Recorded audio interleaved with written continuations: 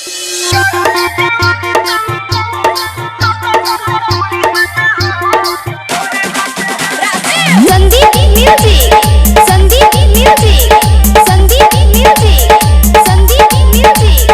पुराना बाजार, पुराना बाजार, पुराना बाजार, पुराना बाजार।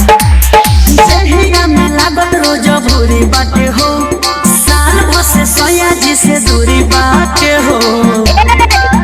ए सखी जहिया में लागत रोज भूरी बाटे हो, साल भर से सैया जी से दूरी बाटे हो।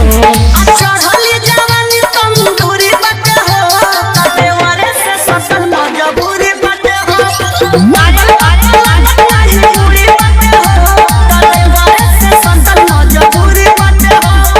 Sandeep music, Sandeep music, Sandeep music, Sandeep music. पुराना बाजार, पुराना बाजार, पुराना बाजार, पुराना बाजार। मोटी के पाता चाचे तेले चाटा, सैया के नहीं बुझाता। देवरे वालों की चालू करके चौकी, पिसत रोजे रोजे आता। ए हो नहीं के पड़ी जाऊ होती सखी, झिझी झरवा के घरही में सभी सखी। अरे के न भरत जी हजूरी बाटे हो, मानवा में छूटा छुड़ा छुरी बाटे हो। अंगे अंगे भइल अंगूरी बाटे हो, देवरे से सटल मजबूरी बाटे हो।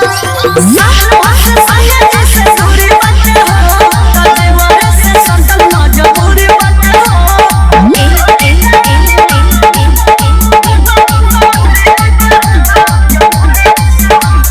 Sandeep music, Sandeep music, Sandeep music, Sandeep music.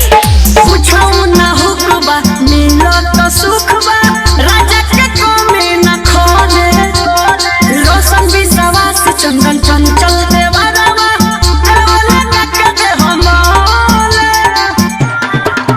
दिल देवरे से बहनिया टच कइले, हमर राजा जी आगे न टच कइले। 22 के उम्र कोहिनूरी बाटे हो, ऑल पीपल लुक एट घूरी घूरी बाटे हो। बलिया के सुख